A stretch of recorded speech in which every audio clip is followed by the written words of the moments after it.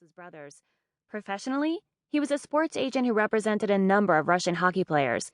According to recent documents I'd translated, he'd peppered his clientele list with a few basketball players as well. "Hey, Graham," I greeted my grandmother, who had just walked into the tiny kitchen with the electric lighted mirror she swore by. For someone who didn't approve of her kids or grandkids being vain, Graham was pretty concerned with her looks. She never wore foundation or mascara, but her cheeks were always powdered, and her lips were never without lipstick in public. Her fair skin was wrinkled with soft lines, but it didn't take away from the beauty of her features. Her blue-gray eyes and high cheekbones were complemented by perpetually dark blonde hair, thanks to the magic of hair dye. She would have been beautiful even if she'd let her hair go gray. I could only hope I got some of those graceful aging genes. "What time did you get home last night?" Graham asked, setting the mirror on the table and flipping it to the ultra-magnifying side before stooping to plug it in. "Around 1:30, I guess." "I can tell. You're puffy." She reached over to pat my cheek before turning to inspect her own face in the mirror. "Thanks," I thought. I didn't dare say it out loud. My grandparents and I had a better relationship since I'd left for college than we ever had when I was growing up. Didn't want to mess up a good thing. "Where are you off to?" "It's my week to clean the church," Graham answered, as she slicked a rose shade across her lips. Then she patted the skin under her eyes with her fingers and turned the mirror's light off. "Do you need any help?" "Pat and Emma will be there, but thank you for asking." My breath of relief was almost audible. I hadn't been back to church since I'd left my grandparents' house 2 years ago. Just thinking about the place made me itchy. I slid out of my seat, tapped my inseams together with a flourish, and straightened my arms at my sides. "Are you going to tell me my client's name, or is this a super-secret mission, sir?" I asked in a military monotone. My grandpa shook his head, picked up the newspaper, and straightened it out. "Don't know it. I just told Zhenya you'd be happy to do it." "Super secret. Got it. I won't let you down, sir." I saluted him. Still staring straight ahead, I waited to be excused. Grandpa lowered the paper. "Is there something else?"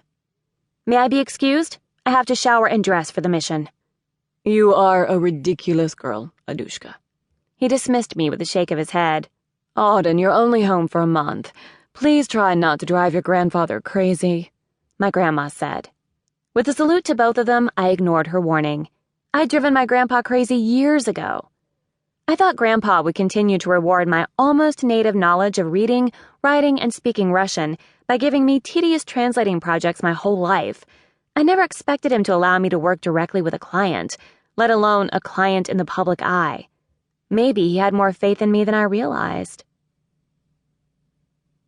I arrived at Robinson Arena 15 minutes early to prove that I took my first translating assignment with an actual human to heart. There was no doubt Yevgeny Orlenko would report my professionalism or lack thereof to Grandpa. My mission, other than translating, was to keep my grandpa's stellar reputation intact.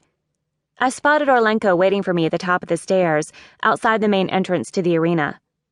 "Adushka!" He leaned in to kiss my cheeks, as was Russian custom, but he stopped himself and offered me his leather-gloved hand instead. I shook it firmly. "We'll keep this professional, yes? It's good to see you again." "Good to see you too, Mr. Orlenko," I responded, as a smile crept across my face. Orlenko wasted no time getting to business, greeting me with a Russian-inspired diminutive of my name and continuing the conversation in his native language. I threw my grandpa a mental fist bump for teaching me Russian so well I could have been born and raised in Moscow. "Your destiny awaits," he said with a wink, holding a heavy blue door open. "Tell me how you got Vitya to give you this assignment. I thought he'd have you translating contracts until you were a little old lady." Since only Orlenko called Grandpa by his diminutive, Vitya, I had to think for a minute. My grandma, being of Irish descent, doesn't use diminutives, or any nicknames. She called Grandpa only by 2 names, Victor or Horse's Ass. I have no clue. I thought the same thing, except I always throw in some cats. Little old cat lady translating Pushkin and Tolstoy until her arthritic hands fall off. Orlenko's deep laugh echoed through the empty concourse as we entered the arena. When the heavy doors slammed shut, the frigid air hit my exposed skin, sending an involuntary ripple from my fingertips to my toes. "You will be spending quite a bit of time here."